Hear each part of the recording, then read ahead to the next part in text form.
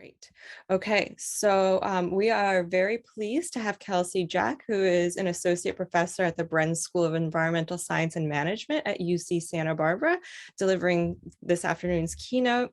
Her research is at the intersection of environmental and development economics, with a focus on how individuals, households, and communities decide to use natural resources and to provide public goods. She co-chairs the environment and energy sector at JPAL, and also directs the poverty alleviation group at the Environmental Markets Lab at UC Santa Barbara. She is also an associate editor at the AER. So Kelsey, we're very excited to have you as the keynote this afternoon. Please go ahead and take it away. The floor is yours. Excellent. Thanks so much. Well, it is a pleasure and an honor to be invited to speak. And what I will do is share my screen, and then feel free to interrupt me as I go. I would be very happy to take comments or questions. And I've prepared this to be short enough to leave some time at the end for some more active dialogue and conversation. So you can also save your questions and we'll come back to them then. Okay, good. And I have the participant screen and chat screen up, so feel free to put up your hand or chat or just shout things out, whatever works for you. All right, can everybody see the correct screen? You can see my slides? Yes. Great. Okay, excellent.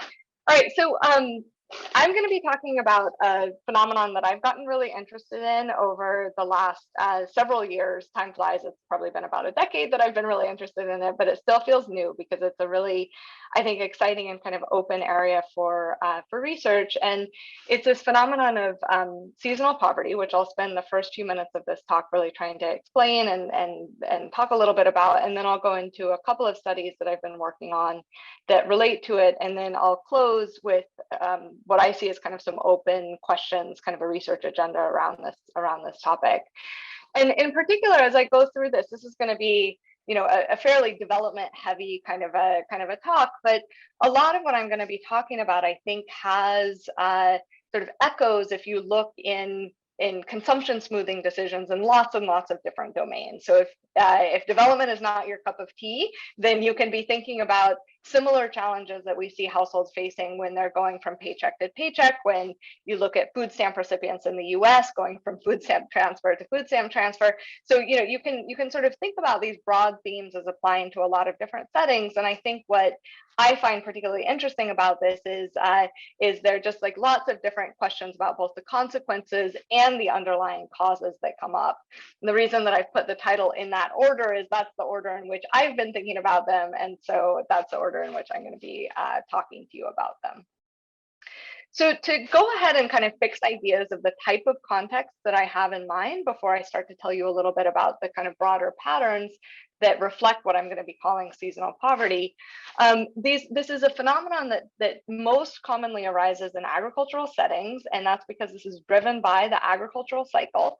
And this is not a niche problem. I'm going to be talking a lot about rural Zambia, but this is a problem that's pretty ubiquitous across the rural parts of the developing world, where a large share of the population still relies on agriculture. So in Zambia, for example, 78% of the rural population is dependent on agriculture for their income. This is a pattern that in some places is rapidly declining, or statistics that's rapidly declining in some places, but in many places it remains kind of the dominant share of income and employment in rural settings. In a lot of low-income settings, agricultural households still rely on rainfall as their primary sort of coordinating feature and when harvest actually happens. And so what this means is that rain-fed harvest typically arrives once, or maybe if you're lucky, there are 2 rainfall events a year, so at best twice a year. And you can just imagine, if you put yourself in the shoes of these farmers, like think if you got your entire annual paycheck once a year. Like that's an incredibly difficult smoothing problem to try to think about. It's sort of this eat the pie problem, but it's literally, you've got to make that pie last for the entire year. And so it's actually a very difficult kind of planning problem. And the second project that I'm going to spend a little bit of time talking about is really thinking about it as a planning problem. But first, I want to motivate it a little bit more and kind of tell you what it actually looks like. But one other thing to keep in mind is that, this is a setting where, so if you got your entire paycheck once a year, you would have the good fortune to have a bank account. I assume most of you have bank accounts. You would have the good fortune of, if you needed to borrow some money, being able to borrow at reasonable interest rates. This is not, these kind of financial institutions typically are off limits in the same settings where people are dependent on annual incomes from agriculture. So you kind of compound these two features, and it's this very difficult smoothing problem. The result, as you might expect, is that many markets end up being very seasonal. They end up being coordinated around these annual sort of periods of surplus and these annual periods of scarcity. And so it's these periods of scarcity that are the months leading up to the harvest that I'm going to be calling the hungry season or the lean season. And again, you see these all over the world. So this is not a Zambia phenomenon. This is a phenomenon that others have studied in a number of different settings, including in South Asia, including in Africa. What does this actually look like in practice? I'm going to dive into some descriptive figures from work that I've been doing in Zambia. And the thing to think about here, I think you can see my cursor over here. I'm going to go ahead and abuse that a little bit. So this is sort of the regular ordering of the calendar, but what's important to notice in this setting as I flip through these figures is that these months at the start of the year, these are the scarce months. These are the lean season or the hungry season. Harvest arrives, sort of the earliest crops start to arrive in May or June, and harvest really wraps up sometime around August. People are marketing their crops in kind of August, September, and then they start to draw down whatever savings and grain storage they have. And so when you just look at this measure of kind of total liquidity, which is measured in this case in a fairly simple agricultural household kind of a setting where inflows and outflows are not that complicated, measuring grain stores and cash is a pretty complete picture of people's liquidity.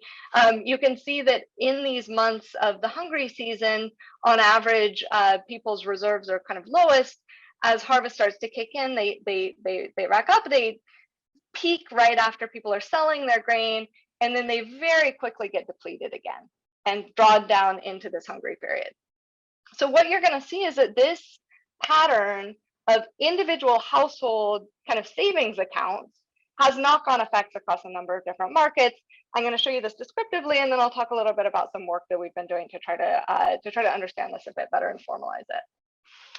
The first market that gets affected is somewhat unsurprisingly grain markets. So this is a pattern of looking at maize prices. This is a staple crop in this part of Zambia that I'm going to be talking a lot about. So maize prices are highest during these lean months. This is the time of year when many agricultural households are actually net buyers of grain. And then what you see is they fall quite quickly. And, sadly for these households at the time of the year that they turn around and try to sell all of their grain, prices are really at their lowest. So you see them really kind of reaching their nadir right around this time when everybody's marketing their grain.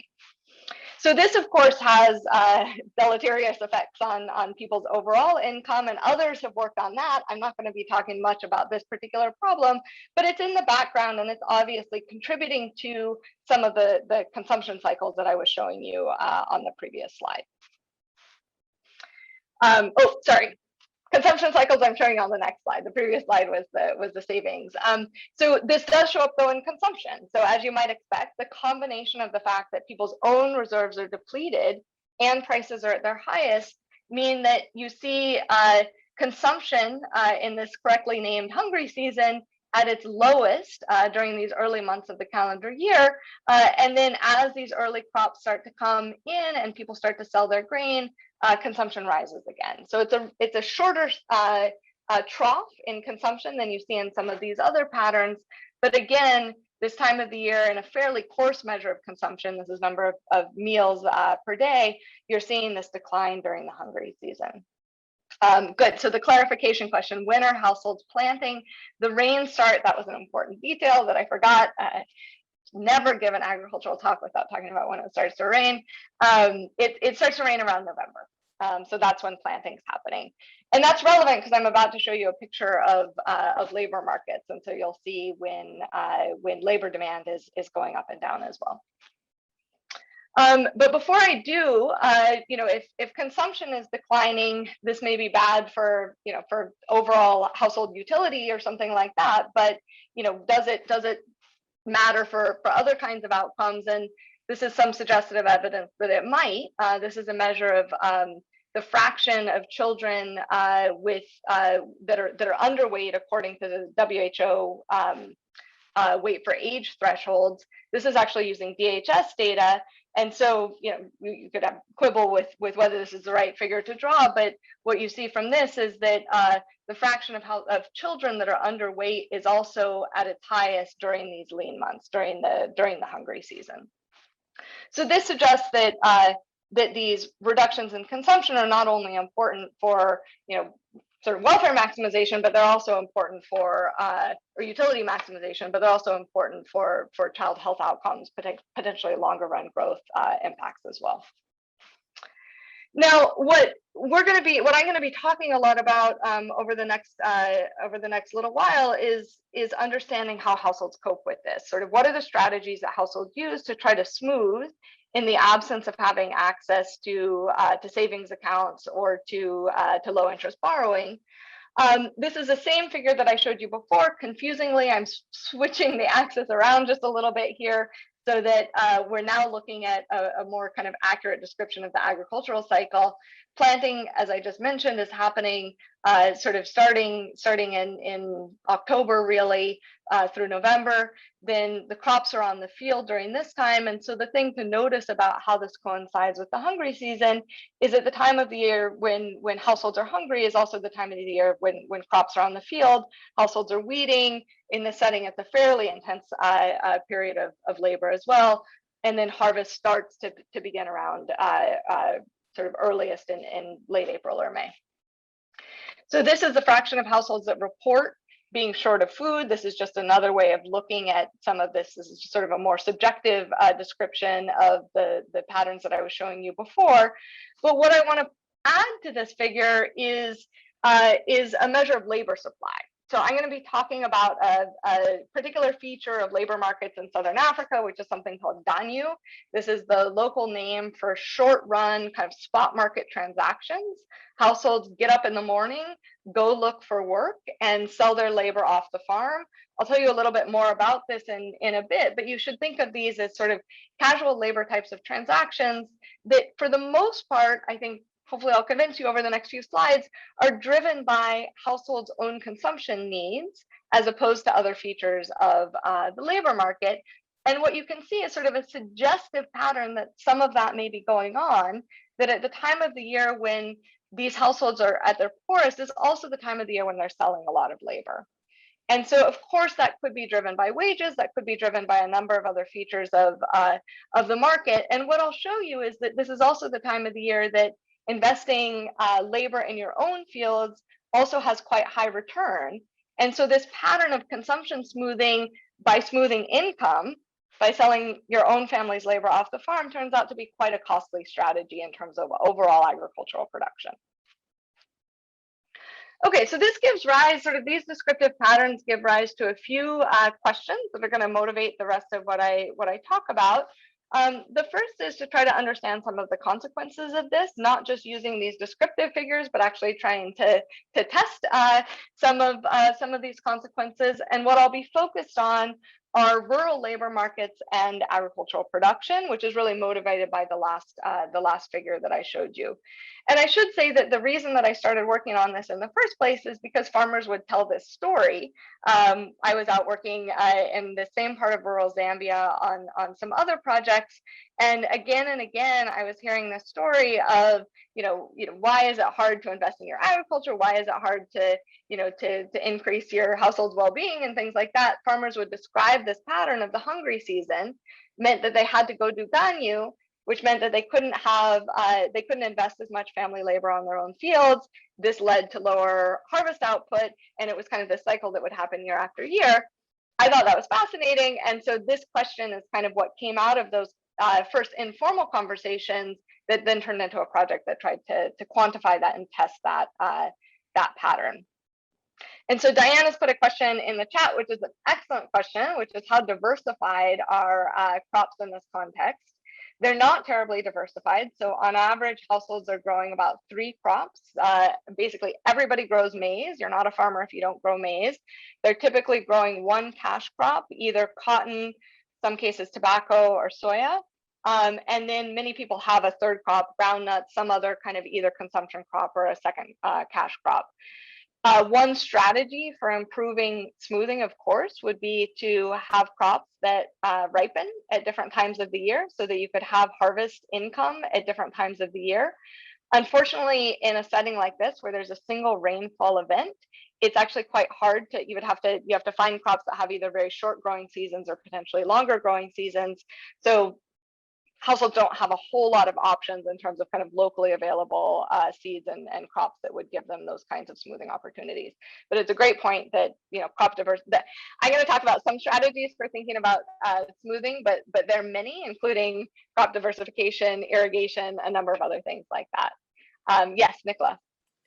I wanted to ask you really quickly. So in the hungry season, who's selling? Is there like an active import market, or is there a separate section of the population? And are they not growers? Good. So who is selling grain? You mean?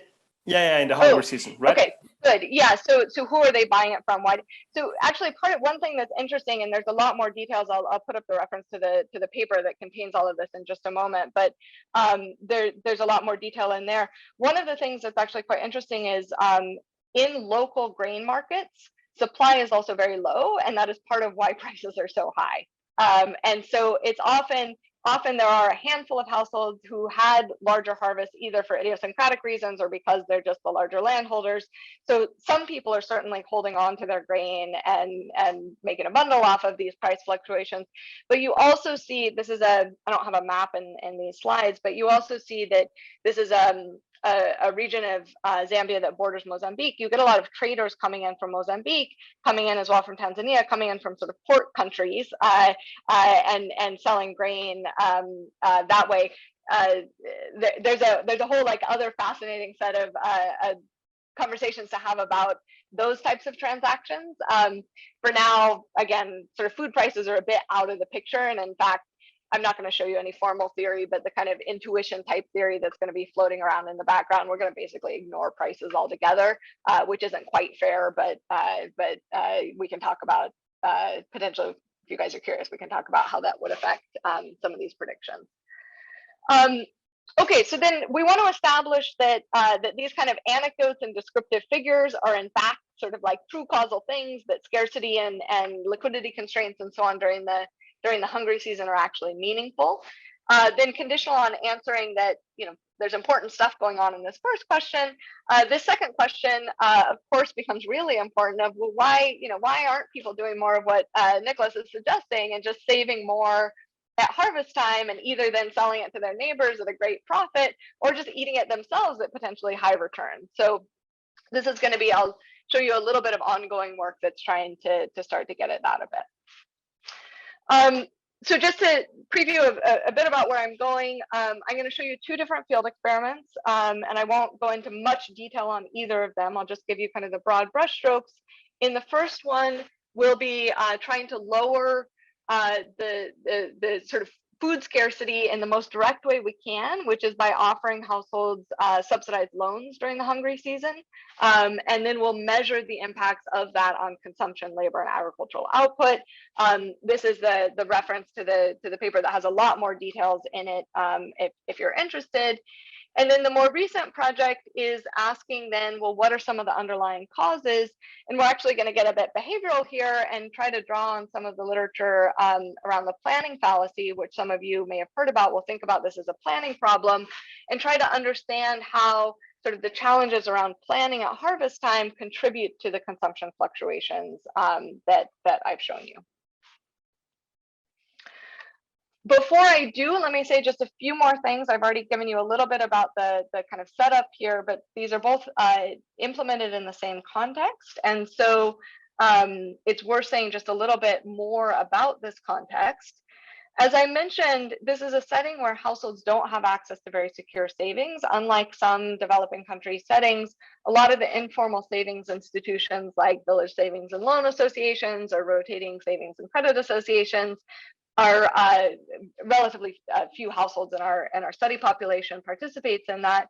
And alternatives for more formal borrowing, if you want to call money lenders formal borrowing, operate at extremely high interest rates. And so you wouldn't want to necessarily rely on that for something like consumption smoothing. You definitely wouldn't want to rely on it for something like consumption smoothing. That said, there are plenty of informal transfers that are going on between households, but one thing that the descriptive patterns again highlight is that people's periods of scarcity and sort of feast and famine are very highly correlated, such that you see a lot of transfers going on around harvest time, but during the lean season or during the hungry season, when many people's reserves are depleted, the number of transfers that are happening drops quite a bit. So there's a question about inflation.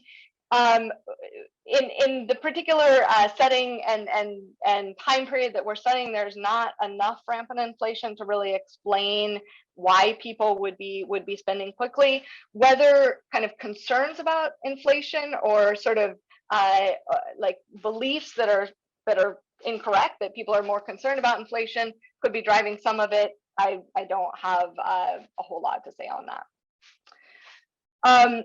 Good. And then the second market that I want to mention briefly, again, before moving into more of the details, are the labor markets. I've told you a little bit about Ganyu. The two statistics that are worth highlighting is that, again, these are fairly small transactions. So you can think of this as sort of a piece rate type of a thing where I'm hiring you either per task or potentially for a day's worth of labor. These are not long run contracts. They're negotiated, again, as sort of a spot transaction, mostly within the same village, and the vast majority are between farmers. So to other small farmers as well. You shouldn't be thinking about kind of large farmers that are doing all of the hiring. They're fairly fluid labor markets. Okay, so I'm going to jump into the first project and again tell you just a little bit about kind of the big picture, what we're seeing, what some of the important findings are, then turn to the second one, and then do some wrap up. And please do continue to ask questions, but I'll try to get through this so that we have some time at the end for further discussion. So I'm going to first actually just tell you what we did, because it's actually not that interesting, and then I'll talk through sort of some of the intuition about why it turns out that this particular intervention is perhaps a bit interesting. So our goal here, again, is to try to understand some of the consequences of seasonal poverty on labor markets and agricultural output. And so we wanted to basically do an intervention that would, as directly as possible, make people richer during the hungry season without having a really big income effect. And so what we did is give them loans. And so basically we make it cheaper for them to smooth between a future period and the current period, when the current period is the hungry season, right? So we lower some of these kind of smoothing frictions that households are facing. We do this by giving them 200 kwacha, which I don't expect you know how much that is. That's about $30 US. It's in this setting, it's equivalent to 3 bags of maize, which feeds a family of 5 for about 2 months. So it's really kind of enough to get somebody through the worst part, or get a household through the worst part of the hungry season. They're then asked to repay those loans at harvest time. The interest rate is equivalent to 5% a month, which, if you compare it to the money lenders, is a great deal. If you compare it to what you and I face, is a pretty high interest rate. But again, relative to what's available locally, it's a pretty good deal, and I'll show you the take up numbers in just a moment. But before I do, let me offer just a little bit more on the intuition of what's going to be going on here. So what makes it interesting to study, just giving sort of small scale loans in this context. The first is just think about the individual household's problem.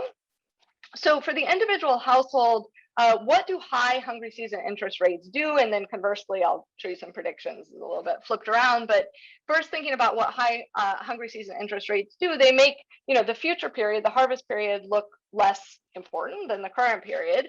And so consequently, this is going to drive up the need for the value that households are placing on immediate income, increasing labor sales off the farm, which then is going to lead to lower labor demand on own farm because harvest income next period is less valued, which then in turn is going to lower agricultural output. Okay, so this is just at the level of the individual household, but of course labor markets have to clear, and so we want to think about what's going on in terms of any heterogeneity in hungry season interest rates. Okay, and so this can arise through through all sorts of different phenomenon. In the paper, we kind of make an assumption that we empirically back up, which is that that richer households tend to have lower interest rates on borrowing than do poorer households. You could think of this as something to do with just your network, if this is informal borrowing, or you could think of this as something to do with with the types of loans that you're able to actually get access to. And so what heterogeneity in hungry season interest rates is going to do is mean that this high interest rate phenomenon is primarily driven by the most constrained households, which are the poorest households in this context. That is going to lead to more off-farm labor supply by those households during the hungry season, which will drive down equilibrium wages, lead to more hiring by the less constrained households that face lower interest rates, and actually sort of lead to this misallocation within the labor market, where it's effectively a subsidization to the rich households by the poor households, right? So this is both going to be inefficient to the extent that this is a misallocation. It's going to lower aggregate agricultural output, but it's also going to be unequal, where the lowest output because of this phenomenon is going to be on the poorer farms. Okay, so does that, I want to pause for just a second. Yes, Nicola.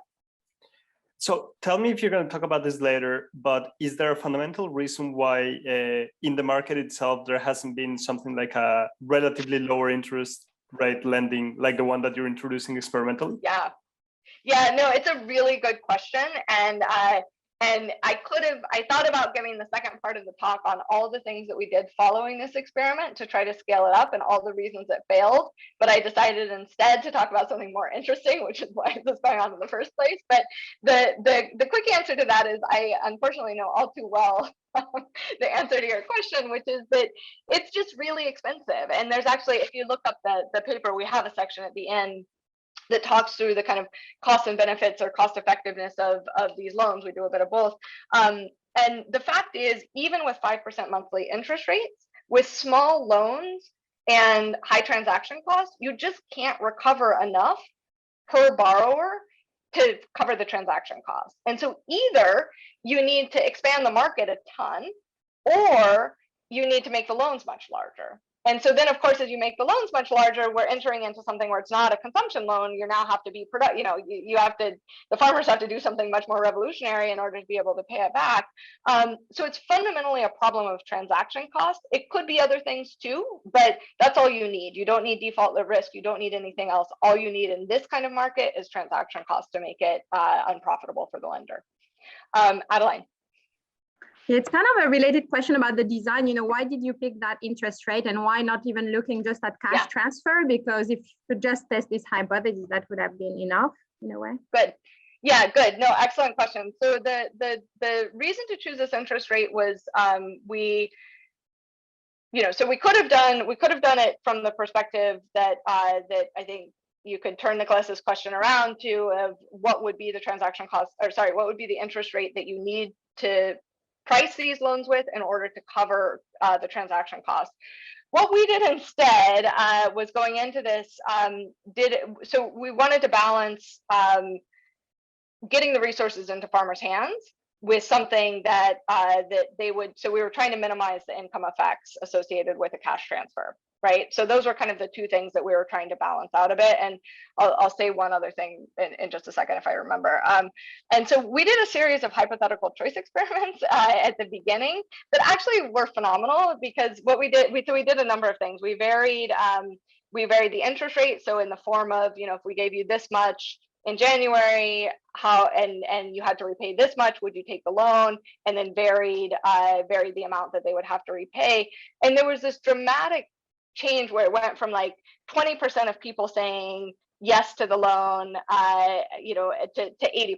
So it was just like this massive shift all at one point. So it became very clear that that was sort of what people were willing to opt into. We did that as well with the month of when you would need to pay it back. So we weren't sure if July was kind of the right month, whether it's better to wait a little bit longer so that people have marketed their grain and stuff like that.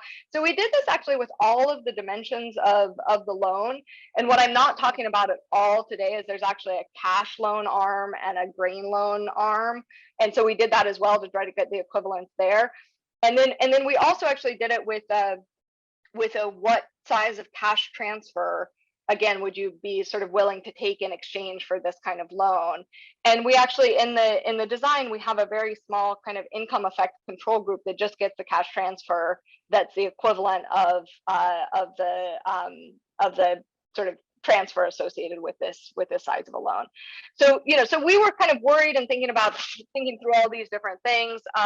Again, the reason to do a loan instead of just a straight cash transfer is we wanted to avoid the income effect that, you know, that we thought would be potentially dominating some of these other kind of more subtle things that might be going on. But those are all really good and important questions. Okay, any others before I cruise on? Great. Okay, so then the predictions that come out of the experiment are really just the inverse of everything I said on the previous slide. So what happens if you then lower hungry season interest rates? We should see a reduction in family labor sale off the farm, an increase in family labor sale on basically demand on farm labor demand. So hiring and family labor going on to the farm. We should see an increase in equilibrium wages. Rather than reading through all of these, let me just show you what we find, and I'll keep coming back to them. But before I do, it's worth showing you what happened with take up and repayment. This was a 2-year project. There's some shenanigans going on in the background in terms of what we change across years. For the purposes of today, I'm just going to pool everything and show you the combined results across the 2 years. Take up was extraordinarily high. It was about 98% in both years. In the second year, this includes people who borrowed in the first year and repaid. So this is a fairly compelling revealed preference indication that households felt that this loan was useful for them. Repayment rates in year 1 were very high. They were over 90%. In year 2, they were quite a bit lower, still high for a lot of microfinance settings, but whether it was a substantially worse agricultural season. So whether this was due to worse agricultural output or whether it was due to people knowing that the program was ending, we can't really say a whole lot. Again, our interest is in sort of what happens in response to getting the cash into people's hands during the hungry season. Okay, so first let's look at these labor market responses. What we see is that there's about a 25% decline in Ganyu sales off the farm. So this is household labor supply.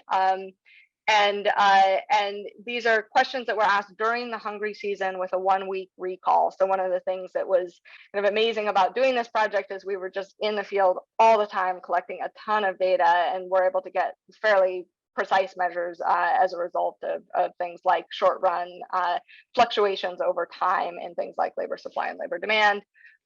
Ganyu hiring also goes up by about 27%. This is less precisely estimated, but the magnitude, this is about a 50% increase in Ganyu hiring here. And then family labor on the farm also goes up. You can see the control group mean is quite a bit higher. People are working a lot on their own farms, so it's a smaller proportional effect, but still a large effect. So Kelsey, why is the sample size so much smaller in the hired section? It's just because in the second year, we didn't go through the really detailed module that asked all of the questions about Ganyu hiring. So I'm showing you here the continuous measure of, I think these are person days over the past week. The answer is that because we were doing these surveys on a rolling basis, we were trying to keep them very short, and we ended up focusing a lot more on family labor allocation than we did on hiring decisions, just because hiring is a little bit less common. It's a good question though. Okay, so then are these dynamics between the increase in labor demand, the decrease in labor supply actually showing up in terms of wages? What we see is that there's an average impact on local daily wages during the hungry season of about 15% relative to the control. And this figure is just showing you kind of a manipulation check. There was some variation in our sample. It's non-random, so care about this if you want to, in the fraction of the village that was actually eligible for the loans. And so what you can see from this is that the treatment effect on wages is really driven by the villages where a larger fraction of the population was eligible for the loan, which is what you would expect. If there's a large untreated fraction of the village population, then their supply can just kind of respond to any adjustment in wages and really dampen any kind of wage response that we would expect to see.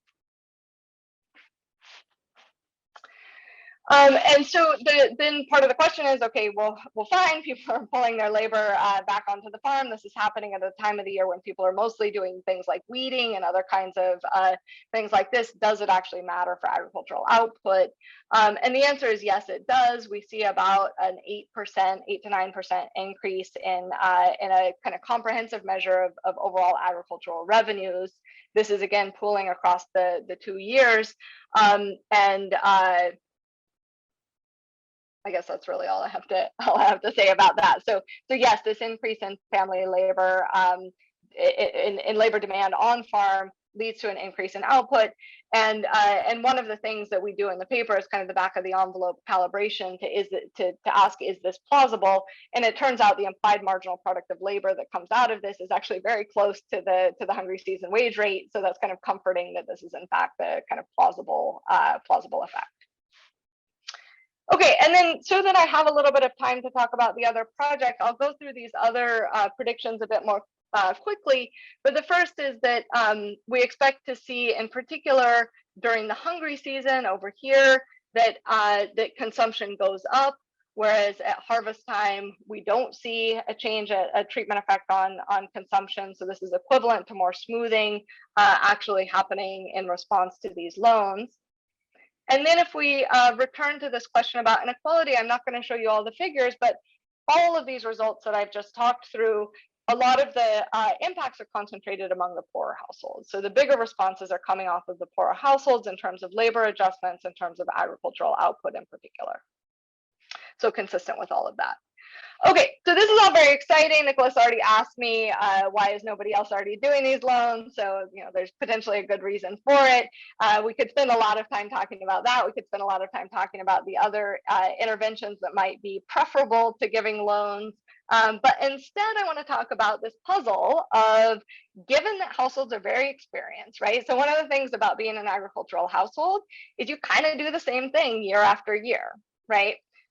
Before I keep ranting about that, Esther, please. You're muted. Thanks.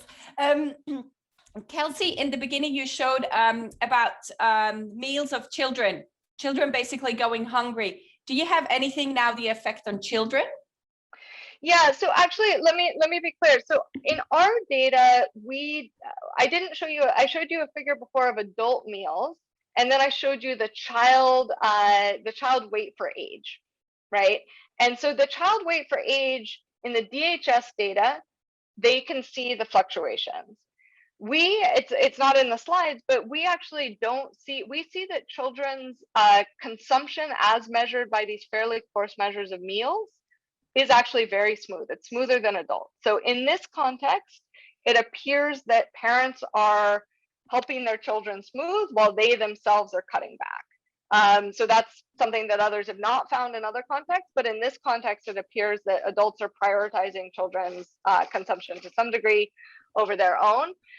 That's a bit at odds with the DHS figures that I showed you, whether that's about different regions in Zambia, whether that's about the coarseness of our consumption measures, and it's actually, more important to have, biodiversity and other things like that.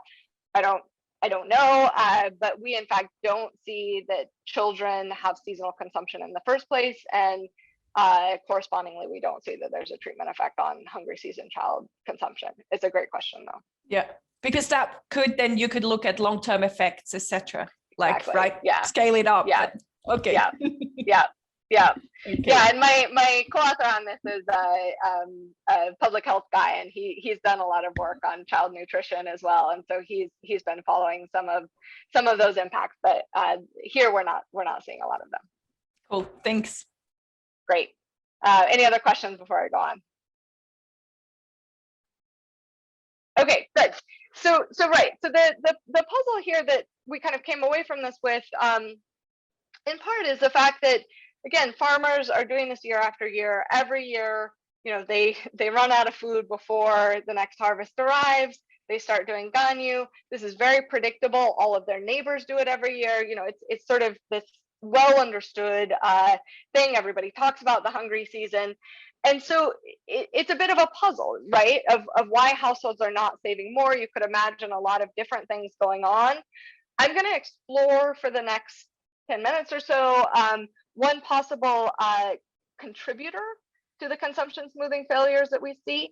It's by no means intended to be an exclusive explanation. There are all sorts of redistribution pressures that households face that could be contributing. There are all sorts of different factors that could be contributing.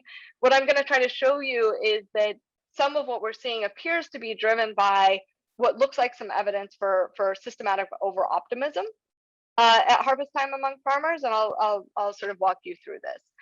So what this looks like, how we started off trying to measure it, is in September. Remember, that's the time of the year when I showed you sort of people are most flush. They've just sold all of their agricultural output. They have the most grain and cash in their household. That if you ask those households in 3 months, so in December, at the sort of start of the hungry season, how much maize do you expect to have in stock? We incentivized these questions, and then we actually came back in December and looked at how much people had. 80% of the sample was over optimistic about the amount of maize that they would have. And we asked people, what is the worst case scenario of how much maize you would have? And 65% of people were overly optimistic about that. They ended up actually having less in December than their September forecast of the worst case scenario. So this is sort of consistent with the idea that sitting on a pile of grain and cash, looking forward, people are sort of overly optimistic about how long it's actually going to last them. So this sort of got us thinking a little bit, and in particular, wondering what kind of mechanisms could be contributing to this over-optimism, and then in addition, could this over-optimism be contributing to these consumption smoothing failures that it looks like we're seeing? Now, of course, fluctuations in consumption are not the same as consumption smoothing failures, and so, you know, seeing a response to something that improves this planning problem is what we're going to take as evidence that some of what we're seeing is in fact consumption smoothing failure. So our hypothesis that we're going to be exploring in this newer work is what we're going to term budget neglect.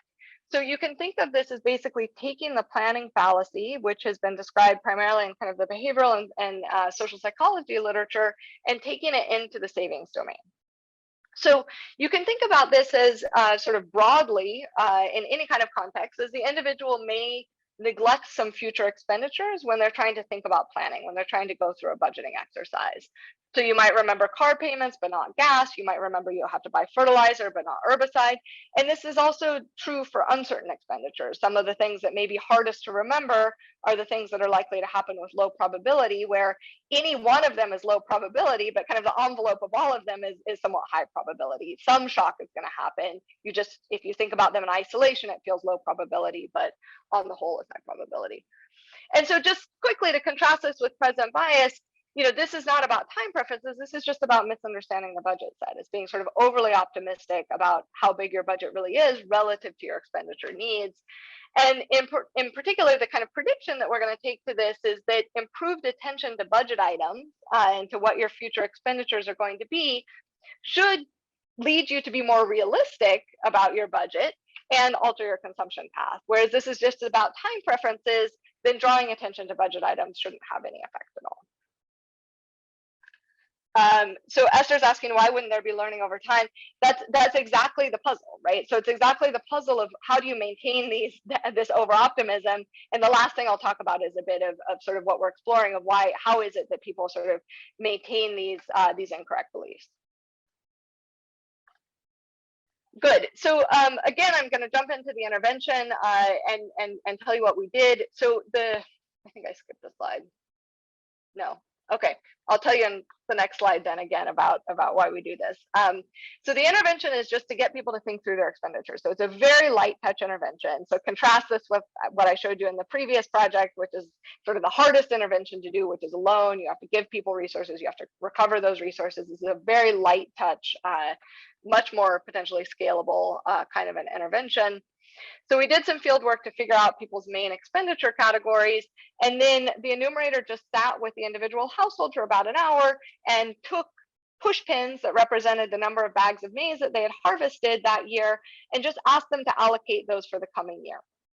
And what we saw again and again is that households would run out of push pins before they ran out of expenditure categories, and then the household would have to sort of, move things around and realize that in fact they had less than they had thought going in.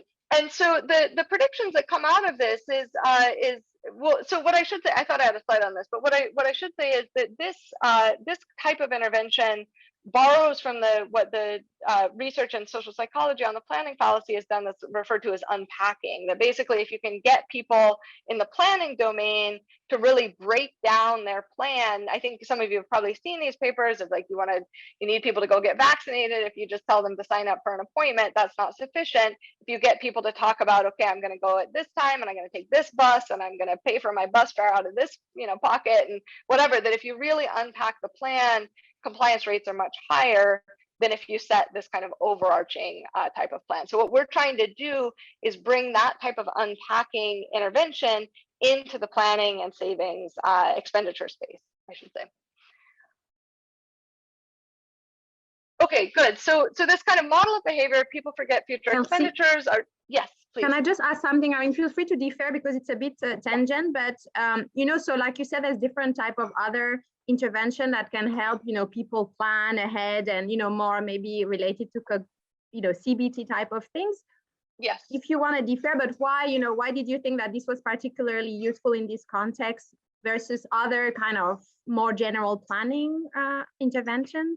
Yeah, it was largely actually. I mean, again, I think that the theme is maybe coming up a little bit is I tend to do a lot of qualitative field work at the start of a project. And again, it was sort of, we went back to some of the households that had been in the original project, and then we went to some other households. And again, through talking with people about how, I think what we were really interested in is, we started off actually thinking a lot about kind of sort of models of like relative thinking of when resources are scarce, it's just really hard to feel like you're going to ever be poor again, and some other things like that. And what we were really hearing is sort of this, what felt a lot like an inattention kind of a story. And then it was really that kind of inattention that led us to think about the planning fallacy literature. And then from there, it sort of, again, some more qualitative interaction started to feel like, well, maybe there's something there. And then that those over optimism statistics that I showed you before, I think were what really got us thinking that it's just strange. And I mean, this is Esther's question. It's just strange that people can continue to be overly optimistic about what their future is going to be, when in fact they should be so experienced with it. But yet, I mean, I think I want to be very careful, because there's no sense in which this is to say that this population is naive. Like, we all do this all the time, right? Like, I have something due next week and I'm thinking, oh yeah, no problem, I can get it back to you early. But when it actually comes down to it, I'm forgetting that I have like 6 other things due, and my example used to be back pre-COVID, like, somebody's going to stop by my office and want to talk for an hour. That doesn't happen anymore, sadly. But, my kid's going to, need Zoom school, whatever. There are going to be all these different things that I'm just not attentive to when I'm forecasting how long it's going to take me to get this work done. And so similarly, the fact that a Zambian farmer has a hard time forecasting over the entire year is perhaps unsurprising. So again, I think this project by no means is meant to say that we're explaining even the majority of what drives these smoothing failures. And so I think what's novel here is to be thinking about the relevance of this kind of inattention type of mechanism in a context with experienced agents, and to the extent to which we can demonstrate that this is contributing, at least. Yes, Esther. Just very quickly, maybe you said that at the very beginning. How many of these people have any education at all? Are they literate? Or, yes. So education in Zambia is I don't high, low, depends on your priors. It's not absolutely terrible. So for example, the planning board, we had all the one that I showed you, we had all those pictures on it to make sure that if somebody wasn't perfectly literate, they would still be able to, on their own, be looking at the board without the enumerator reading things to them and stuff like that. But the majority, everybody's numerate. The majority of people are literate. It's not a sort of horribly low education context, but at the same time, you could imagine that one of the barriers to sitting down and planning is the fact that it's difficult for many people to write, for example. And so if you need to form a complex enough plan, maybe it's important to be able to write. So that certainly could be contributing. But again, I think sort of a bit my answer to we're like the most overeducated bunch on this Zoom call that you could imagine, and we still have a hard time often making plans that are realistic. Okay, excellent. So the 4 predictions that I'm going to walk through on this, I didn't realize all my projects seem to have 4 predictions associated with them, is first that following the planning intervention, we should expect that people have more realistic estimates of the future, that they remember more expenditures. And in doing so, what this effectively does is make their sort of perceived budget constraint tighter. What that should do is make people feel poorer today, reduce our expenditures today, which then should lead to more savings later, post-harvest. And then to the extent that those additional savings are sufficient, that they should be both consuming and spending more in later months. Okay, and then I think I'm actually running a bit low on time, so let's try to get through these. I won't go through all these slides have actually quite a few details on them, so I probably won't go through all of the details, but so prediction 1 is an increase in expected expenditures. When we just look before and after in the treatment group, what we see is that there's about a 20 to 60% increase in people's expectations of how much they need to be, of what their expenditure needs are out of the grain that they have available. So certainly this is consistent with the kind of over optimism that the planning intervention causes people to realize that in fact they are needing to spend more of what they have than they originally thought. The second thing that we look at is that the intended consumption plan changes, and in particular that it leads to less consumption today. And we measure this precisely. I'll show you some actual measures of savings in just a moment, but we measure this precisely with a real stakes willingness to pay exercise for discretionary consumption at this time of the year when people are relatively flush. And so what we see here is that treated households decrease their willingness to pay for consumption at harvest time for this kind of discretionary consumption by about 35% relative to the control group. And so this is not just in these kind of more contrived interactions. When we look at measures of savings and expenditure, so this is just smoothing our observations of household savings over time to get kind of an imputed expenditure consumption measure, what we see is that consumption in the early months falls by about 15%, which means that households are entering the hungry season, I think in December, with about 1 more month of additional food. And so this is a fairly substantial reallocation from the period when consumption is quite high. Expenditure rates are quite steep. You can see this, the blue line is the control group. Relative to that, the treatment group by no means gets flat, but flattens out considerably, and in particular by shaving off quite a bit from this very steep part of the time profile. Then I think, to me, sort of most surprisingly, but also most excitingly, the impacts of these higher savings entering the hungry season actually really mirror what we saw in the previous project. So what happens is households reduce their off-farm labor, they reduce their ganyu sales in the treatment group, increase on-farm investments, including fertilizer purchases. And in this case, there was about a 9% greater harvest revenue, which is actually very similar in magnitudes to what we saw in the previous project. So again, these kind of impacts of having more liquidity, having more resources during the hungry season, again, are showing up in terms of how people adjust their labor and how people adjust and how that labor then in turn impacts their harvest. And what this means, of course, in this context is that this higher harvest revenue means that they're entering the next hungry season, if they save, with additional resources. Yes, Esther. Can you quantify that overall effect? So like Ganyo is giving them money, so they're not getting that money, instead they have a higher productivity. So what's the net effect?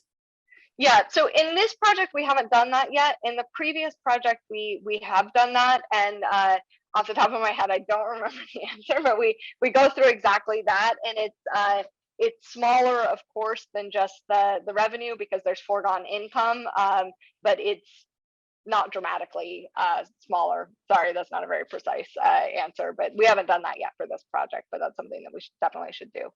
Yes, Diana? I just wonder if you have data on, for example, child labor. Do you see any effect on child labor? Yeah, no, it's a really good question. And again, in the previous project where we were just doing a ton of measurement, we did measure that. And we didn't see really high child labor rates in this particular context. So we didn't end up measuring it in this project because that wasn't something that we had documented a ton of, but certainly you could expect that. So one of the things, I probably don't have time to get into all of this, but one of the things that we did in the previous project is we did a large pilot. We did like a full year pilot with 40 villages. So and in that project, we documented exactly who in the household was adjusting their labor supply. And interestingly, what we saw is that sort of exactly what you would expect. It's the lowest earners that are getting pulled out first. So it's older people, it's women, it's younger, it's like 14, people younger than 14 are often in school in this context, but sort of like 12, 14 up, people are working on the farm. And so those are the individuals that are getting pulled out first. Men are staying in the market the longest, their returns on labor are the highest. So it's kind of interesting in terms of within the household, there's sort of this very rational response to relaxing the food constraints. Yes, Alexandra. You're muted. Of course, I'm muted. I wrote my question in the chat and then I saw people were asking. So I figured maybe it's easier. Please. Yeah, sorry, I haven't gotten to that one. Maybe let me explain what I mean. So yeah, because of your figures showing, the cycle throughout the year, I'm just wondering if actually your intervention maybe managed to push these people out of their vicious circle into a better equilibrium. And so basically whether that persisted in the following months and maybe year. Yeah, it's a really good question. And in the first project that I've described, we actually designed it exactly to be able to test that. I didn't talk about it, but and unfortunately, the results were very noisy. So to the extent that there is a persistent effect, it is not large enough for us to see it. I think that was actually very much sort of what we went into that project thinking about. And so we rotated treatment status and we did all of that stuff. We were not powered to see it. I think in theory, that should be going on. But of course, if there are severe enough redistribution forces, which again, I'm basically out of time, so I'm not going to talk about that. We don't see much evidence for that at all in this particular context, but which is actually itself kind of an interesting finding. But there could be other reasons that we don't see the persistence. But in theory, at least according to everything that we've been able to study in this setting, higher harvest income should have some persistent effect. It's just small. It's a 9% increase in revenue, so it's not huge. Okay, so this fascinating slide, I am out of time to talk about, but it's going back to Esther's earlier question of why does this phenomenon persist? Why can people sustain overly optimistic beliefs? We do a bunch to try to unpack that, and basically just to wrap up, this is going to be my summary slide. There are a number of different ways that people could be learning. We find systematically that people are neglecting all of these. So if you ask them about their past experience, they recall the past being better than it was. If you ask them about their neighbor's experience, they think they're outliers relative to their neighbors. And then if you try to ask, and then what we did is basically kind of this analytical planning process, and that just seems to be something that people are not engaging in, presumably because it's cognitively costly. All right, so thank you. I am out of time. Here's my plug for, I think all of you should research these topics. I think this is a fascinating area. I think I've raised more questions than I've answered. And I think you all have brought up a number of really fascinating extensions and other related questions. again, as I said at the beginning, I don't think this is by any means a topic for development or a topic for seasonal poverty per se. This is kind of this ubiquitous thing that we see in a number of different settings where people are facing kind of intermittent incomes and face these types of consumption cycles. So with that, let me say thank you. And again, thanks for the great engagement and questions. And since I know you have a full slate of talks for the rest of the afternoon, I will stop sharing my slides and let you proceed. Thank you so much, Kelsey, that was a really excellent and really interesting talk. We have a break scheduled right now, so but I some of you probably will need to go ahead and take that break. But Kelsey, if you're around, then please hang around. Maybe somebody can continue asking you questions during the break. I'm going to turn off recording at this point. Okay, thank you.